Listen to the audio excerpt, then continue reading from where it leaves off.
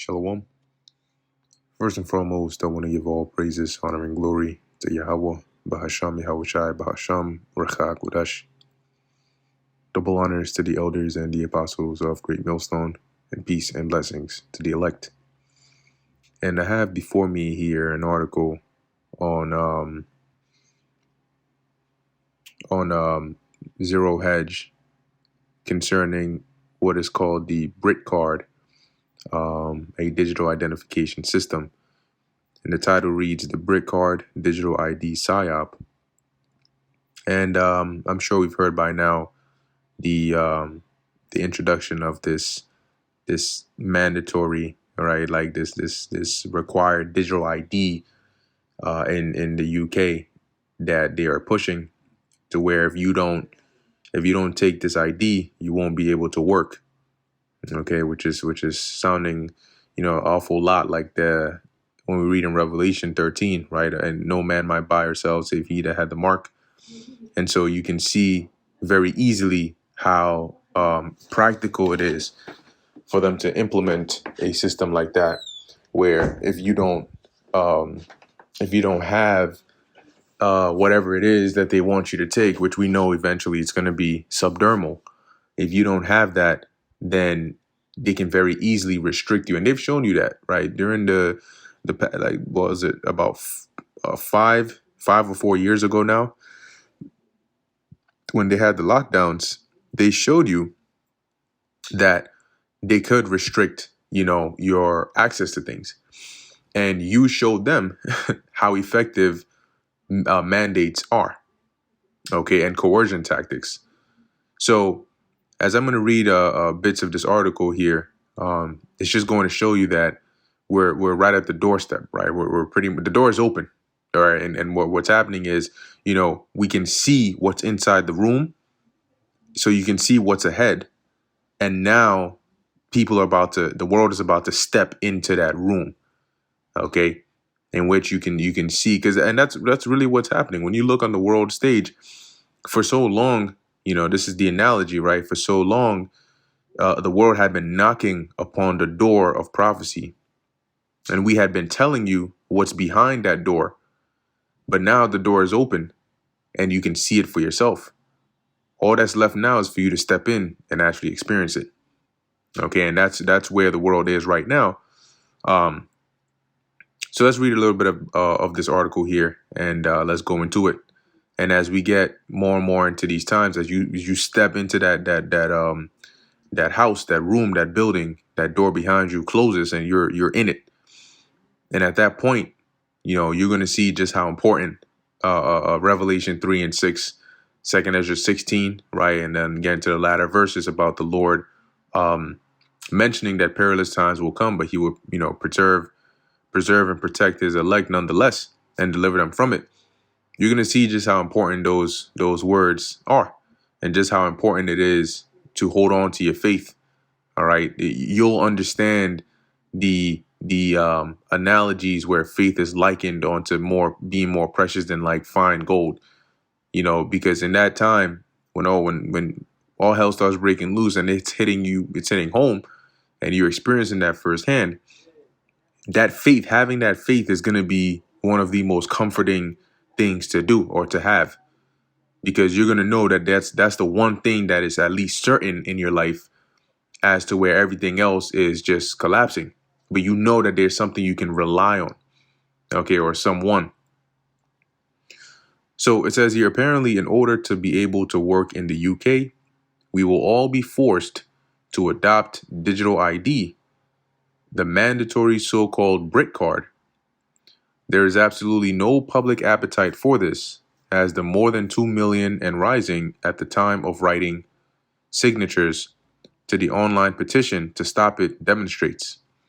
Now, keep in mind that this Britcard is not in a one-to-one sense, but it's a form of a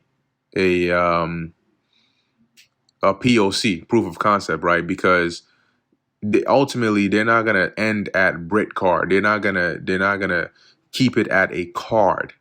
right? And we've explained it to you many times. They know very well how these things work. If having a card alone or an ID alone was enough, we wouldn't have biometric systems as we do today. And when you go and look into it, you ask yourself, why is there, like, say, a door that requires an iris scan or a fingerprint before you can get into it, especially highly classified ones? What happened to just having the badge that you could scan at the door and then get in? Well, what happened is, if you lose the badge and somebody gets the badge, they get in. If somebody threatens you, they get in.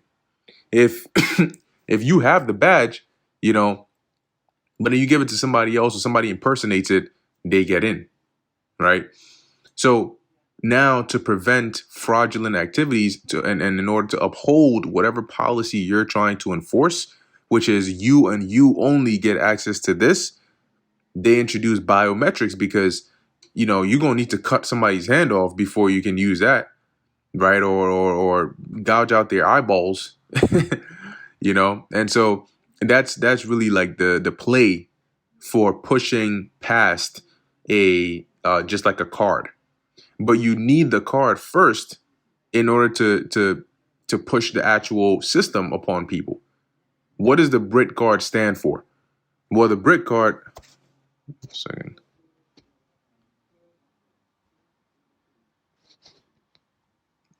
All right.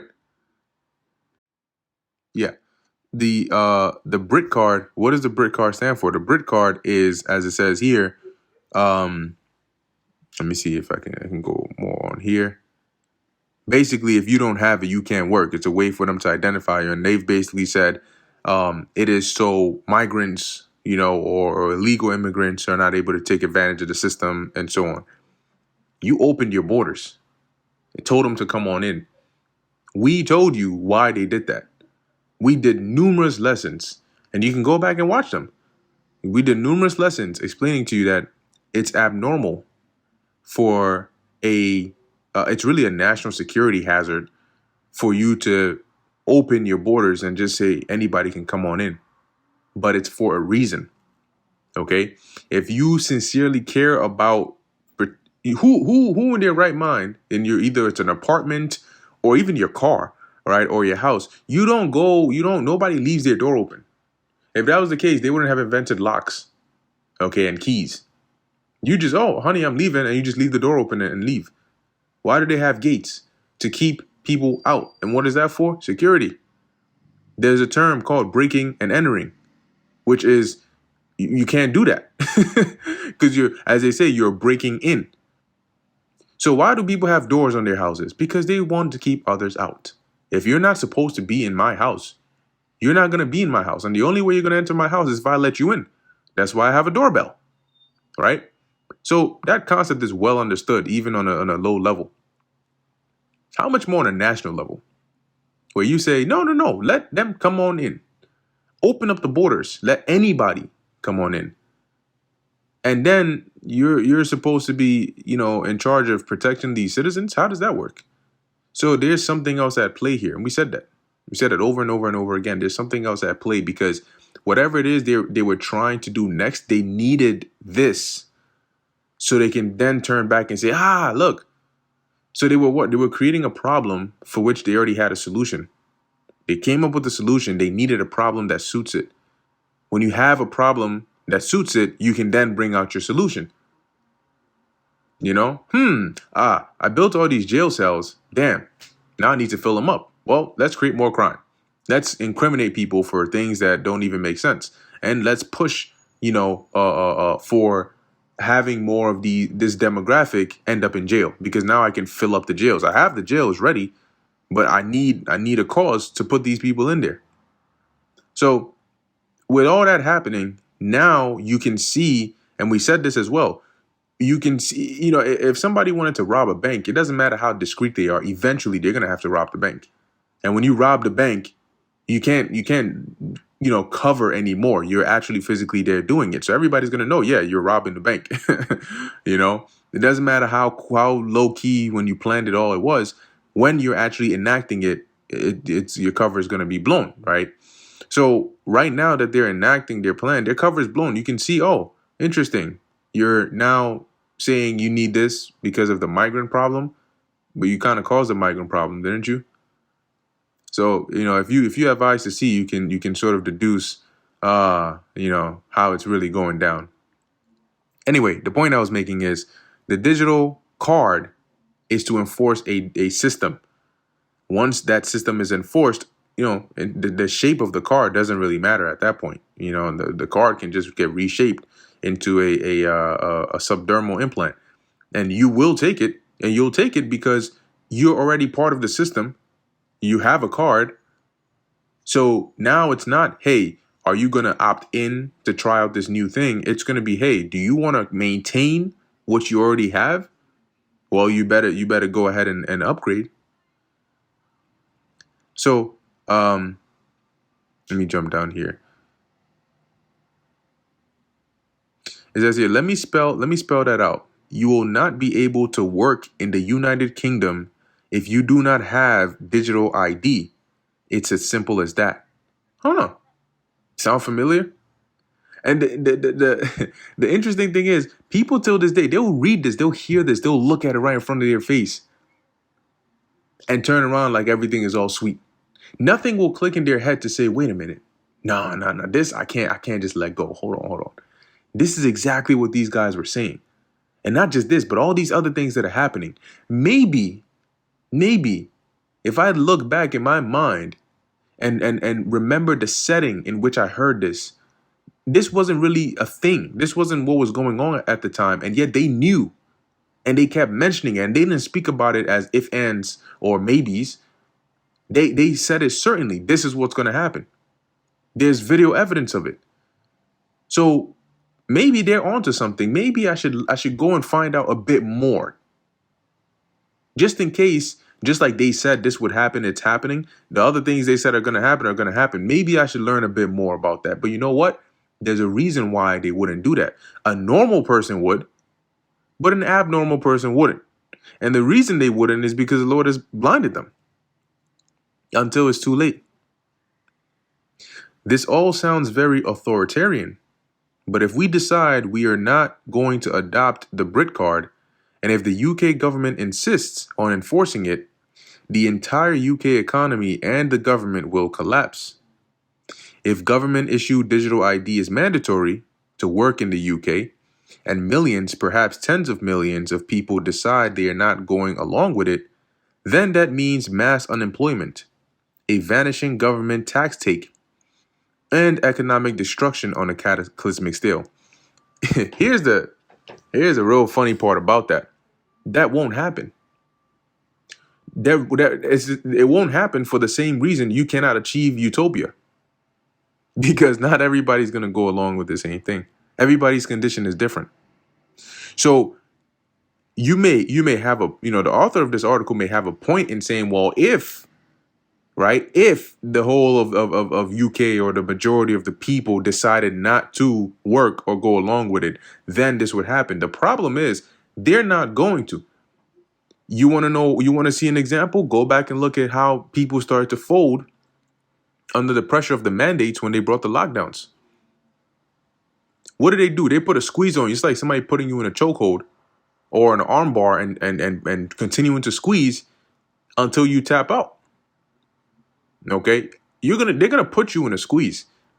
Right now, people are not in a position to where they can afford to say, oh, you know what? I ain't gonna do this. I'm gonna just quit. Okay, you gonna quit, then what? Okay, if you think about it, right? The odds of all these people just saying, yeah, we just gonna boycott it and quit and whatnot, versus and that actually, basically harming the government as we just read, versus harming them. Who's suffering more here? When there's like a government shutdown like there is over here, who's really suffering more? The people that are already barely making it, they're gonna start thinking twice because somebody's gonna say, hold on a second. I'm not down with this, but I got a family, right? There's no way I just got a newborn and I'm not gonna be able to afford the bills. I can't afford the formula that they need. Like, what do you mean, bro? I gotta go work. I'm the only one who brings money home, and if yeah, we about to get evicted if I don't, if I don't go and work, right? People are living in conditions like that. People are living paycheck to paycheck. What do you think they're gonna prioritize their personal lives first? They're not gonna stop and say, "Oh, for this cause, I'm gonna stop doing this." No, because deep down inside, there's what the world calls a selfish nature baked in within people inherently, and it's been exacerbated by living in the West, okay, and even in some of these European countries. So don't expect people to, yeah, I mean, they may say, yeah, we're not for it, but once it's implemented, they're gonna be for it. They will be for it, okay. That's number one. Number two, once again, go back and look at when they implemented the mandates. There were a lot of people that said, no, we're not doing it. Yeah, there were people on video saying this is the government's doing. They set this up, and they're doing this so they can push this on us. But when it comes, you better stay strong. And then those same people went and took it. Ask majority of people today, yo, did you take the thing? They're gonna tell you, yeah. And majority of them are going to add on to that and say, I had to. Oh, you had to? Why? Why? Oh, for my job. Oh, for school. Oh, I couldn't do this. Oh, I couldn't travel. Oh, they said they were going to fire me. Oh, they said this. Interesting. So if you were willing to receive something into you because of those reasons, why wouldn't you be willing to receive another thing because of those reasons? You see, it's basic human nature, and these people, they study that, so they know how you function even better than you, in terms of they know what triggers to pull, they know what buttons to push to get you to do what they want. And that's why prophecy is written the way that it's written. So I'm gonna read a little bit more of this, and then I'll pretty much end it there. Let me see. Yep. Here it says here, the government has exploited illegal immigration as an excuse to supposedly introduce digital ID. Now, do you think the UK is going to do this, and they're using this illegal, immigration thing as a Trojan horse, and you're going to have the US sit back and look at it and say, yeah, you know what? Yeah, we ain't going to do that over here, though. That's not going to be the case.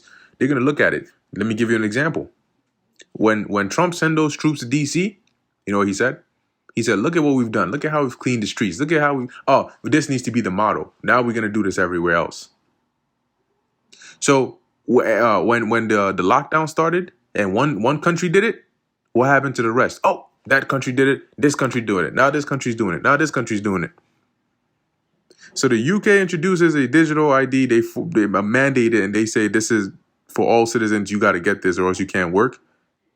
Guess what? Then the next country is going to do it. Then the next country is going to do it. Then the next country is going to do it. And it may seem like, oh, they're just copying. No, it's in the plan. It's on the books. They just needed the right moment. It says here, digital ID will be required for right to work checks to stop those with no right to be in the country from finding work. This is to send a clear message that if you come here illegally, you will not be able to work, deterring people from making dangerous journeys. So this sounds like something you might need to keep in place for a while. Because at any point in time when you have somebody that comes here illegally, you want to make sure that they're not able to find work. So you might need to have this system in place for the foreseeable future.